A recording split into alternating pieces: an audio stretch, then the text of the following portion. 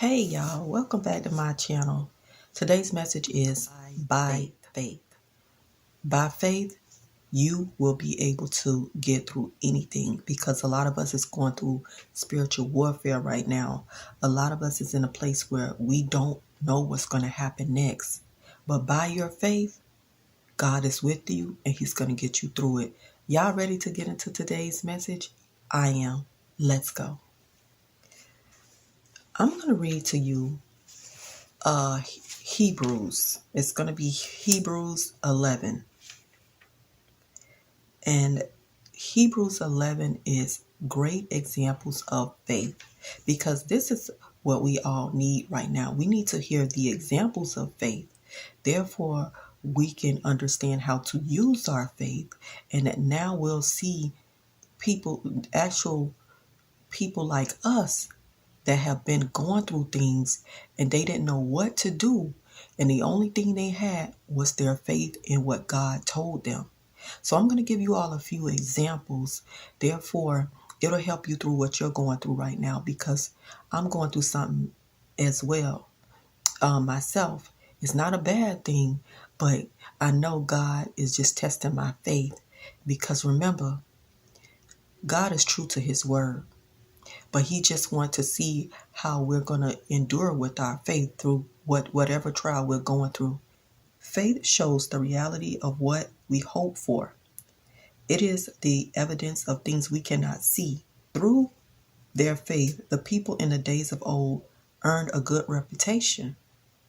By faith, we understand that the entire universe was formed at God's command. That we now see did not come from anything that can be seen. It was by faith that Abel brought a more acceptable offering to God than Cain did. Abel's offering gave evidence that he was a righteous man and God showed his approval of his gifts. Although Abel is long dead, he still speaks to us by his examples of faith. It was by faith that Enoch was taken up to heaven without dying. He disappeared. Enoch was taken up. He just disappeared. He didn't even die. You know, who wouldn't want to be taken up to God that way? You see, he is magical. He has the magic. And this is why we have to know that he's bigger than what we could ever imagine. It was by faith that Enoch was taken up to heaven without dying. He disappeared because God took him. He disappeared because God took him. For before he was taken up, he was known as a person who pleased God. And it is impossible to please God without faith. Anyone who wants to come to him must believe that God exists and that he rewards those who sincerely seek him. It was by faith that Noah built a large boat to save his family from the flood. He obeyed God. Who warned him about things that had never happened before. By his faith, Noah condemned the rest of the world, and he received the righteousness that comes by faith. We even receive righteousness because of our faith. This is why having faith is so deep, it's so important, because faith will bring forth all the blessings that God has for you. If you don't believe God, why should he bless you? That's just like believing your parent to get you something that you really wanted. You always wanted this one thing. And if you don't believe them, you think that's going to make them want to get it for you? No. But God, he's saying all we need is faith. All we need is belief. And he got us. It was by faith that Abraham obeyed when God called him to leave home and go to another land that God would give him as his inheritance. He went without knowing where he was going.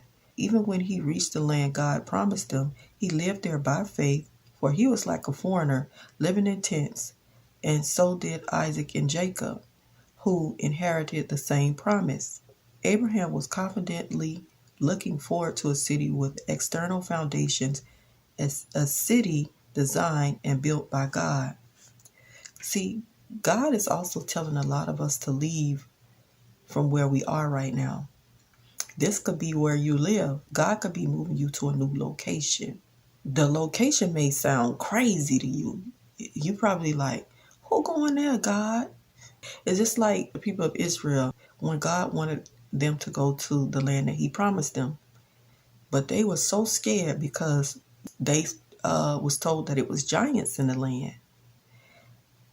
Giants in the land could mean anything. It can be a place that has people that is outside of your comfort zone, who you've never really had conversations with or been around, and people that you're not used to. Because see, God is always growing us outside of our comfort zone. So this is why he's going to say, yeah, it's milk and honey there, but I can't tell you what's in the land, because now you're going to get discouraged. But I need you to walk by faith and not by sight. So when I tell you I need you to move, you need to get up and go. Move there. And then you'll understand why I moved you to this place, to this state, or to this city, or maybe even to a different country. But we have to do it by faith. God can also be telling you by faith to get out of a relationship you in. He's saying, listen, this person is not for you. Yes, you've been with them for X amount of years and you're comfortable with this person because you've been with them for so long. You may even created soul ties because you may have already, you could have did the do with them. And God is saying, listen, I need you to break away from those soul ties with that person. Have faith that I can break you away from that person, because God has did it for me. So I know he can do it for you if you watching this video. So he's saying, I need you to break away from that person. You may not know why, because you may think that this is the love of your life and that you are going to, your next person going to get married and spend the rest of your life together. But God has different plans for you. He can see the ending before you can. So we have to trust him. We have to put our faith in God. We can't go by what we think. We just got to go by what God said. And we got to know that he's a God that loves us and wants the best for us. By faith of moving to a different location, he can also be saying, leave that job. A lot of us, God has been saying, leave that job. And it's not a bad thing. It's not. And it may seem hard. It may seem hard because you don't know what's going to happen with your bills. You don't know who's going to pay them. You don't know how you're going to survive. You don't know who's going to put food on the table. In his word, it says, he's Jehovah Jireh, our provider. So we have to receive and believe what he's telling us. And through it all, he's going to provide. We may not have the things we want, but we will have the things we need. God is raising up some real soldiers in this time right now. And he needs you to listen to what he's telling you. And he needs you to do it by faith. Amongst anything else, he needs your faith. I remember the Holy Spirit just this time in my life right now with the season I'm in. And I was looking for all these other things, all these resources. And the Holy Spirit said to me, I need you to depend on only me in this time in your life. Because see, that's when the miracle can happen. See, God is not a God of little. He's a God of a lot. When he do a miracle, it's not just going to be some random thing that you expect. It's going to be something that you did not expect, that no one expected, that where they're going to know and that you're going to know it was nothing but God. Even unbelievers, they're going to be so shocked They won't say it, but in they mind and in their heart, they saying, wow, look what God did for her. Look what God did for him. Just because of their faith. We have to walk by faith and not by sight, people. It's so important right now. Our God is faith. He is the faith. So he is our faith. And we have to have it in him. Nobody else. We have to quit asking people because he's saying, okay, well, you're not trusting me. You're not believing me. Don't ask anyone right now. Just do what he told you. Okay, here's another passage I wanted to read to you. It was by faith that even Sarah was able to have a child, though she was barren and was too old. She believed that God would keep his promise. And so a whole nation came from this one man who was as good as dead. A nation with so many people that, like the stars in the sky and the sand on the seashore, there is no way to count them. So even if you are wanting to be a mother, you've been married for some time and you cannot conceive, trust and know who God is. He's the ultimate physician. Know that he will give you your child. God can do this. We have to love him enough to believe him. If we don't believe him and have faith in him, then this is showing that we don't love him, right? God can give you that child you always wanted, that promised child. He can even give you a foster child. That could be your child. Let me tell you, those children are gifts. But we have to trust him in the don't know. We have to have faith in him in the don't know, in the trial. And it was by faith that Abraham offered Isaac as a sacrifice when God was testing him. Abraham, who had received God's promises, was ready to sacrifice his only son Isaac, even though God had told him, Isaac is the son through whom your descendants will be counted. Abraham reasoned that if Isaac died, God would be able to bring him back to life again. And in a sense, Abraham did not receive his son back from the dead. And we know what happened with that story. God was just testing his faith. He didn't have to sacrifice his son. That's how good God is. Also, your faith will be your weapon against the enemy because he don't want to see you developed. He don't want to see you do better.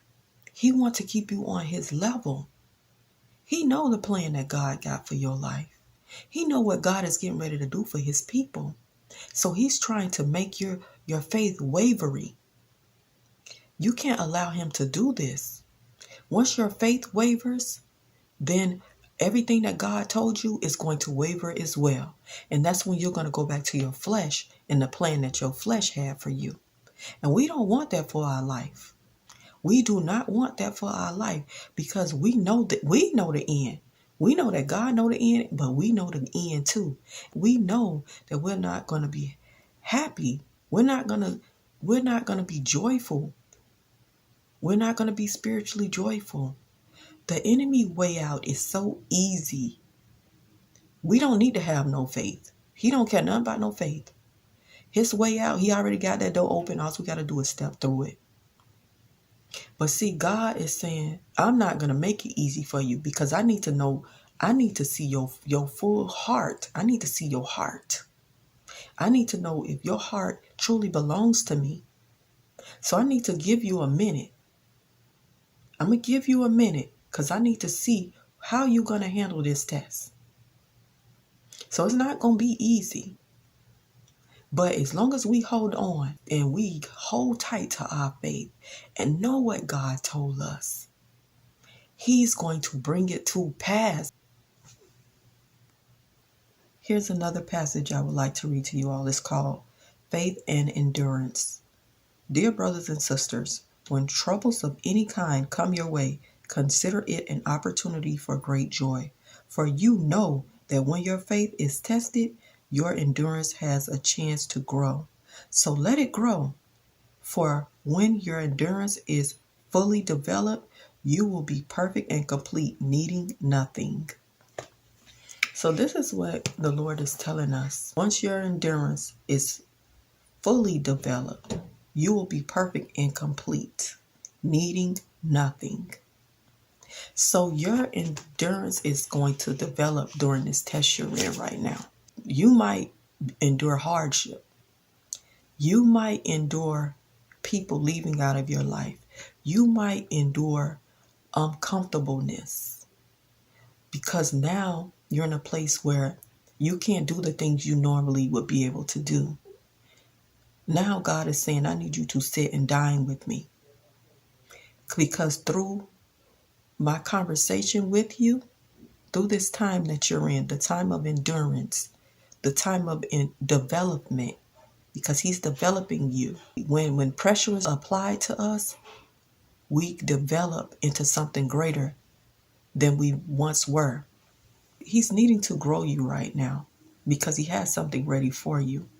But he can't do it if your faith isn't in the endurance, isn't in the test. He's ready and willing to do all of these things.